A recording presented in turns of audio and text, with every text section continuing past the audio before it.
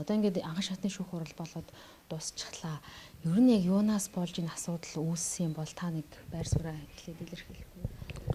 За би за юуны төрөнд бол ер нь бол энэ битэрийн асуудал Эрдэнэт хотод болсон. Тэгээд 4 сарын 27-наас 28-ны шөнө шилжих шөнө болсон. Тэгээд тэрнээс хойш бол ер нь бол хүмүүсийн таамаглал энэ янз бүр агалдаа би ер нь битэр хоёлаа нөө хэрэгт нөлөөлөх одоо үднэс одоо буруу нөлөөлж өгсөн үднэс янз бүрийн хэвлэл мэдээлэлд яг бол хуулийн байгуулалт хандсан байсан учраас хэвлэл мэдээлэлээр ярилцлага өгч өөрсдийнхээ бас байр суурийг илэрхийлээгүй байгаа. Тэгээд анх удаа бас танай телевизээр үзэгчтэй арт түмэндээ бас яг үнэн болсон юмыг бас биеэрээ хэлэх гэж байна. Тэгээд хамгийн түрүүнд бол миний зүгээс одоо битэрийн зүгээс юу вэ гэвэл одоо өнөөдөр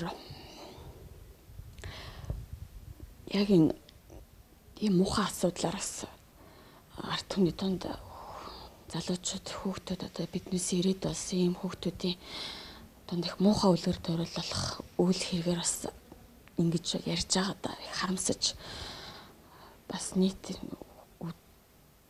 бид нэр мэдээж урлагийн жүжигчин хүмүүс үзэгчд арт түмнээс л хамгийн түрүүнд уучлалт гомер санагдаж байна.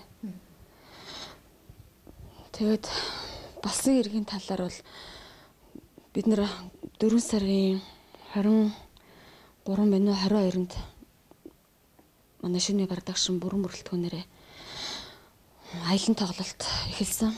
Тэгээд Эрдэнэтэд бид нэр 4 хоног тоглоод дуусаад 27-ны орой манай тоглолт Эрдэнэт хотын тоглолт дуусаад цаашаа бол Сэлэнг дархан явах төлөвлөгөөтэй байсан. Тэгээд тэр шөнө Эрдэнэт хотод тоглолтоо дуусчаад 12 цаг үед бид нэр тардаг 2 тоглоод дуусаад тэгээд буудалтай ирээд байжгаад манай жүжигчин Алдармагийн найз нь Эрдэнэт хотод амьдардаг. Тэгээд тэр Алдармаг бас соёлын тэргүүний ажилтан авсан болохоор нь ирж гинэ гэд тэгээд нэг хэдүүлээ сууж нэг вино ууя гэд надад санал болгоод тэгээд би тэд дэш орж өрөөндөө орж сууж бид гурав вино ууж эхэлсэн. Тэгээд битэрийн Алдармаг тэрийн хувьд бол би 2006 онд шинэ продакшнд жүжигчнэр орсон. Тэр өдрөөс л ер нь баргалж би Алдармаатай дотнэгчдүүсийн холбоотой их найзууд битэр бусад тогтоод хөөхнүүдээс илүү дотор битэр хамгийн дотн байсан. Тэгээд битэр 2013 оны 8 сард хамгийн анхан битэрийн энэ одоо энэ төлөгдсөн шалтгааны бүр урд нь шүү дээ тийм ээ 2013 оны 8 сард одоо бэлтгэлийн үед битэрийн хамгийн анхны маргаан үссэн. Тэгээд энэ маргаан нь юу гэхээр одоо шинэ продакшнтай мөн боо яхтай ерөөс ямар ч холбоогүй яг цэвэр битэрийн хоорондын хувийн асуудлаас битэрийн маргаан үсэж одоо манай жүжигчин Ундрмагчинд манай бид нар октоодороо бас нэг орой хамт хоол идэж сууж агаад муудалцаж тэр хөтө маргаан үсэж Алдармаа намайг зоцсон юм. Тэгээд тэр үед бол би бас нөгөө Алдармаг бас миний талаар буруу ойлгоцсон байсан болохоор бас Алдармаг би өөрөө уучлсан. Алдармаг бол надаас уучлахгүй байгаагүй. Тэгээд би за яах вэ? Бас нас нь бага, олон жил найзалснахад өөрөө бас гэмээ ойлгох гэд би тэр анхны маргаан бол эхэлсэн байгаа. Тэгээд тэрнээс хойш бол бид нэр хамт Солонгос явсан. 3 тоглолтын жард гарсан. Тэгээд энэ хугацаанд бол би тэр тийм таарамжгүй байдал үүсэж байгаагүй. Гэхдээ урдныхаагаа бодвол нэг илүү дотн ахаа нэг аяанда нэг жоохон хөндөрхтэй. Гэхдээ би тэр тэгж биенийгаа үзээ ядаж ингэсэн мэж би ч дотроо уучлаа за энэ ойлгосон бахтаа гэд. Тэгээд ерөөсөө л хамгийн гол одоо хүмүүсийн мэдэх гээд байгаа юм зүйл та нарын ч гэсэн мэдэх гээд байгаа зүйл юу вэ гэвэл нэг өргөдөг байсан залуу байсан Алдармагийн.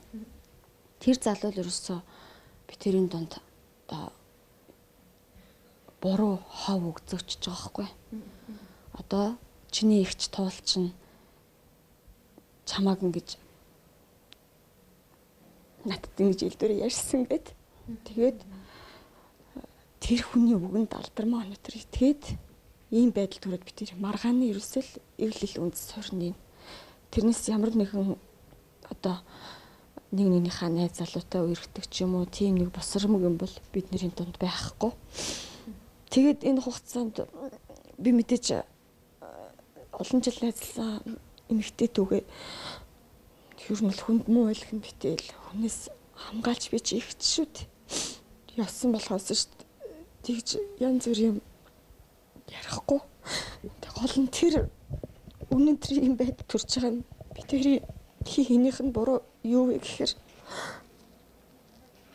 өөртөө ярилцаж хүний үгээр аярч биш би тэр олон жил найзлсан эмэгтэй хүмүүстэй ярилцаж ойлголцгол би тэр ялтаа. Тэгэхээр ер нь юу хэлэх вэ гэхээр хүн ер нь биендээ итгэсэн бол тий итгэж найзлалт нөхрөлтөг бол биендээ итгэлтэй байх хэрэгтэй. Энийг би тэр аль нь ойлгоогүй би тэр буруу. Тэгээд Эрдэнэ хотод очиод тэр орой ерөөсөө тэр 8 сараас хойш би тэр ер нь гэж хамт сууж хамт хоолж идэж үзээгүйсэн хамт ширийн цууж хоолж идэггүй цайч уугаагүйсэн. Тэгээд би хувьдаа баярлсан л та. За одоо яг би тэрийн үйл ойлголцох асуудал дууслаа. Миний дөө одоо яг надаас уучлалт гоод хоёлоо дэмий юмнаас олж буруу ойлголцсон байна гэдэг үүднээсээ яг надтай ярилцах би тэрийн завшаан байхгүй тэр чинь тийм ээ. Тэгээд би өрөөндөө ороод найз хүүхэн бүсгөө нэрсэн байсан. Тэгээ би дуруу суугаад би нагаа уугаад сайхан ярьж хөрөөд инээлтэд суужид дахиад нөгөө асуудал хөндөгдөхгүй. Дахиад нөгөө асуудал та тэгжилсэн бэлээ. Та намайг ингэж гомдоолоо. Би болохоор би тэгж хэлээгүй. Надад бас нотлох бас баримт байгаа шүү мэд. Би тэгж хэлээгүй гэл. Тэгэл нөгөөдөг чинь уурлал нэлээ удаа маралцаад уурлал авал над руу нөгөө ширээн дээр байсан виноны шил аваа шитгэхгүй. Тэгээд ийм жижиг өөр юм чинь тэгээд би оногдоогүй. Тэгэл оногдоогод намайг над руу ингээл тэгээд нөгөө миний гарт ингээд ус баслагч ойрхон байсан. Ингээл яг ингээл тэр их хормхон зор болсон л та над руу ингээл аваа шидэл би ингээл миний гарт услагч тааралдал би алдармаг ин уруулаа зогссон. Тэгээд тэрэн дотор устай байсан юм билэ. Тэгтээ халуун бол тийм ус боцолсон халуун ус бол биш би устай байсныг мдээгүй. Тэгээд манай бүжигч охтууд энэ төрж би тэрийг салгаад би тэр өөрөндөө ороод унтсан. Өглөө 9 цагаас бид нар Сэлэнг аймаг руу явж тоглолт хийсэн. Аялын тоглолт үргэлжилж байгаа. Тэгээд өглөө унтчихэд хаалга төгшөөд алдармаа. Би өрөөндөө ганцаараа унтчихсан. Орж ирээд нуруугаа надад үзүүлээд та ингээд намайг төлчлээ энэ төр гэд дахиад маргалдаж нөгөө хэрүүлээ өгөр эхэлсэн. Тэгээд би нурууг нь харсан чинь ингээд энэ зүүн талынхаа доотлолт ингээд улаацтай би хэлсэн. Их чинь устай байсныг мдээгүй би чамайг түлээгүй. Чи ойлго гэд дахиад маргалдсан битэр. Тэнгүүд нь би өрөөндөө алдармааг орхиод хажуудлын өрөөлөө орсон. Алдармаагийн одоо хонсон өрөөнд нь. Яагаад тийшээ орсон юм бэ гэхээр бааны өрөөнд нөгөө битэрийг урд өдөр нь салгасан хоёр бүжигч охин байсан.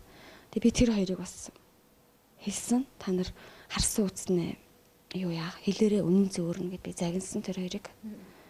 Жалуухан бүжигч тогтоо та нар яг би төлөөгүй шүү. Яагаад гэвэл би тэр үнэхээр устай байсныг би мтээгүй байхгүй. Би төлөөгүй юм. Би ингэж зогссон штэ та нар энийг хэлээрээ гэд. Тэгээ би нэг орноосоо дөнгөж босч ирсэн нэг макт байсан. Тэгээ мактагаа ингээд яг юм жижигхэн өрөө бааны өрөөнд тэр хоёр гар хөлөө угаагаад би наан ингээд явган суугаад нэг удаан бас өрүүлжлээгүй явган сууж ирсэн. Тэгэл байжсэн чинь алдармаа гээд нүдний үзүүрт орж ирэх шилсэн. Орж ирэл бас баслагчтай бас барьцсан. Яг энэ шилэн хүчсэн дэрсэн. Асгасан. Тэгээд би тэгэл юу хүн ингээд юу болчих мэддгүй юм бэл. Тэр хоёрын айл нэг нь миний макийг тайлсан бэлээ. Ингээд холоос цацаагүй ингээд хурч ирээд байх энэ тэрээс ингээд жим намайг төлсөн чи ингээд гэдэг ч аахгүй. Тэгэл юу гэх юм чи шок гэх юм уу юу гэх юм. Ямар ч гэсэн нүцгэн шалтан би газар суугаад уйлаа. Тэгээд миний нөгөө жижиг чинь миний өрөөнд хамт байсан охин. Бүжигч охин маань надад савн түрхээ. Тэгээ би яг тэр хооронд уцаа аваад нөгөө өчтөрийн нөгөө битэрийн маргаан дээр байсан нөгөө одоо гэрч болох Алдармагийн найз руу би уцаар ирсэн. Би ингээд төлөгдчихлээ. Чи өчтөр юу болсныг нүдэрээ харсан. Хин ихэлж энэ хэрүүлэг үүсгэж, энэ маргааныг үүсгэж, хин ихэлж юм авчихсан чи хэлээрээ гэд. Тэр тэгээд заа гэж хэлсэн надад. Тэгээ би бас дэрэгдээ хэлсэн. Ингчэнтэй уцаар яриулсан. Чи ингээ яриад сонсоодох гэд. Тэгээд миний ингээд нуруунд дээр л савн төрхөө тэгээд би нүцгэн байсан. Тэгээд дараа нь тэгээд мэдүүлэг энэ төр бол хүмүүс мэд өөр өгсөн байлээ. Тэр алдармагийн найз бол өөрөө бүхнийг харчаа тэгээд буруу мэдүүлэг өгсөн байлээ. Тэгээд ер нь бол энэ чинь хүний амьдрал шийдэгдэх асуудал учраас хүн болгон энэ дээр их нарийн нухацтай үнж шунтрах хандах хэрэгтэй. Тийм учраас шинэ продакшны уран бүтээлчтэй би тэр хоёулаа олон жил ажиллаж байгаа боловч би тэр энэ асуудалд хин хэнийг нь оролцуулаагүй. Яг тэгвэл яг цэвэр битээр өөрсдийн яг ингээд одоо бүх юм ойлгомжтой боллоо. Учраас ямар нэгэн уран бүтээлээс маргалтах юм уу те ямар нэгэн тэнд байдаг жүжигчнээс болсон тийм биш учраас би тэр бас тэр хүмүүст бол яг үүндээ бол хамааралгүй. Тэгээд ингээд зуны хугацаа өнгөрлөө төлөнгийн төвд 22 хоног хэвдэж эмчлүүллээ. Энэ хугацаанд бас энийг идэрх юм болов гэж хүн боддtiin билээ. Тэгээд их төлөнгийн гэдэг чинь гэт нэг юм цаг хугацааны асуудалтай ч юм уу тийм хор уршиг нэг итгэж өгдөг өвчин юм байна. Энэ хугацаанд бас алдармаа манай гэрт зуны хугацаанд бол 4 удаа ирсэн. 4 удаа ирэхдээ би тэр мэдээж ярилцчих. Одоо би тэрийн ерөөсөл зориг нэг байх хэвээр юу вэ гэвэл бидүүдээ хэлсэн чи намайг эмчлүүлж лөө гэж хэлсэн. Алдармаа намайг би мөнгө төгрөг олоод таныг Солонгос улс руу эмчлүүлж өгнө гэж хэлсэн. Тэгээд цаг хугацаа байсан мэдээж хуулийн байгууллага танилцсан байсан учраас энэ хуулийн байгууллагыг бид нар мэдэхгүй хизээ яаж шүүх хурал олох гэж мэдэхгүй. Юу нь юу болж байгааг мөрдөн байцаалтанд нэг удаа би тэр байцаалт өгсөн. Тэгээд явсаар өчигдөр бол 3 дахь шүүх хурал. Уртлын 2 шүүх бол миний өмгөөлөгчийн ажил өмгөөлөл нь хөдөө орон нутгад давхцсан шалтгаанаар 2 удаа хойшлсон. Тэгээд шүүх бүрэлдэхүүн надад 2 дахь шүүх хурал дээр анхаарал өгсөн. Одоо яг шүүх бүрэлдэхүүн олон хүний ажлыг ингэж чамаас болж чиний өнгөлцөөс болж ингэж хойшлуулж болдоггүй хууль дүрмтэй гэдэг. Тэгээ би шүүх хурал дээр 2 дахь шүүх хурал дээр би өмгөөлөгчөөсөө татгалзаж өмгөөлөгч олъё гэсэн юм би өөр амлалтаа өгсөн. Тэгээд 3 хоногийн хугацаас 13 толсон. Тэгээ би энэ хугацаанаас нөгөө эмнэлэг төвчжсэн болохоор нөгөө хүн амьтантай уулзахаас хэцүү байсан. Тэгээд манай найз нөхдөд гадуур дотор явж байгаад өмгөөл 15-ны урд өдөр эмэгтэй өмгөөлөгч олоод тэр эмэгтэй өмгөөлөгч сонгоо орхон дүр дээр очиж хэргийн материалтай танилцаад надтай ярьж уулзаад тэгээд бид нар орсон. Өчигдөр боллоо. Шүүх хурлын тухайд гэвэл та яг үнийг хэлэхэд хууль мэдэхгүй бид нар чинь хууль ямар шийдвэр гаргана тэрүүгээр байх ёстой. Гэхдээ яг үнийг хэлэхэд бол өчтөрөөд бол бас арай тийм юм болно гэж бодоагүй. Алдармаг тэгж харахад аавна гэж бодоагүй байсан. Үнэхээр хүнд. Яа дүүл би анхнаасаа юм хүсээгүй. Энэ үл ерөөсөө би тэр өөрсдөнтэйгээ ойлголцож чадаагүй. Би эндээ итгээгүй нь бол би тэр буруу. Харамсаж байна. Харамсаж байна.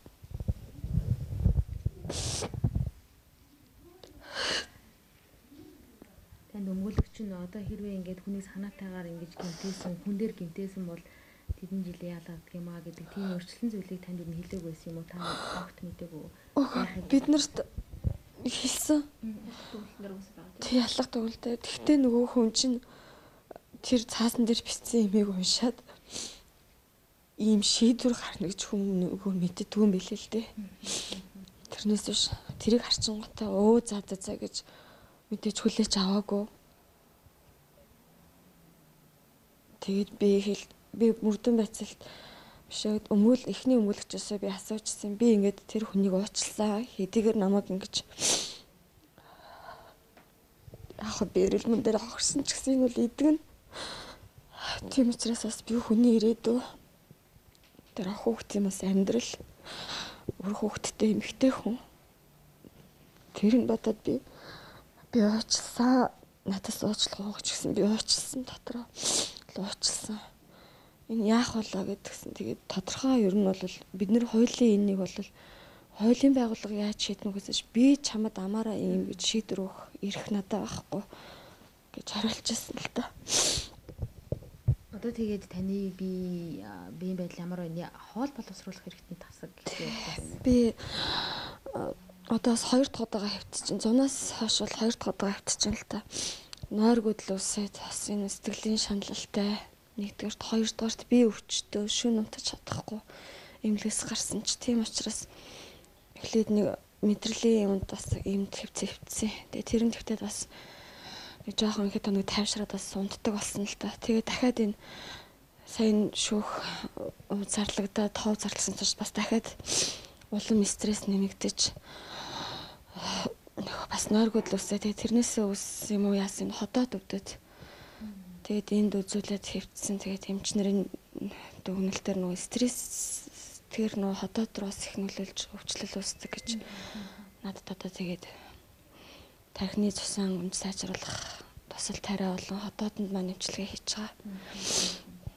Ийм байдалтай байна. Өчигдөр шүүх хурлын үеэр ч юм уу тийм шүүгчд асуудаг шүү дээ. Гомдлоо юу гомдлгүй. Тэр үед нь та юу гэж хэлсэн бэ? Асуусан танаас. Асуусан. Манай өмгөөлөгч харуулсан. Би өчигдөр урд өдрийн үйл шүлжтэйгээ танилцаад хэрэгтэй танилцсан. Тэгээд ер нь л ганц гуйж байгаа юм хэлж байгаа юм юу гэвэл нэг ингэж хорих газарт ор явуулах хүсэлгүй байгаа. Хэдийн уучлсан. гэдэг бол шүүх хурал дээр хэлсэн. Шүүх хурал шийдвэрээ гаргасны дараа алдармаа танд юм хэлсэн үү? Шүүх шийдвэр сонсож байгаад. Би тэр зэрэгцээ зогсчихсан. Тэгээд надад алдармаадаас нөгөө би ч алдармаадаас хөнгөн гэмтэл очруулсан. Буруутай хүн шүү дээ. Тийм болохоор надад бас шийдвэр гаргасан. Мөнгөнд торгуулъя. Хүний бид хэдийгээр би эхлэегүй ч гэсэн тэр хүн эхэлсэн ч гэсэн би тэрийг зохиж гэмтээсэн учраас би тэрнийхээ хариуцлагыг хүлээж бас тэр нь би буруутай гэдгийг мэдчихэж байгаа. Тэгээд яг үндэ яг ийм шатандаа хурж ингэлж байна. 7 жил 10 сар. Одоо яг алдармагийн өмгөөлөгчтэй бол давж заалтна гэж тэгж байгаа юм билээ. Тийм тэгэхээр хэрвээ одоо та дахиад би ингээ гомдлохгүй хурлаад бол солонгост ч юм уу очиж эмчилгээгээ хийлгэж яа гэдэг тэр тохиолдолд одоо шийдвэрийг бол өөрчлөх боломж нь юу гэдэг юм бол тэр ихтэй мэдэхгүй байна. Ямар ч гэсэн миний зүгээс болон манай гэрийнхний зүгээс бас миний ер нь таньдаг бүх найз нөхдөд юм зүгээс аль хэдийн бол алдармаг уучлсан. Тэгэхэд цаашаа ингэж тэр хүнийг ингэж эмэгтэй хүнээс амьдралыг жижиг сажиг биений ойлголцоогүй хүн тийм актер нэг юм өшрөхөж ингэсэн асуудал биш болгоомжгүй байдлаас үүссэн.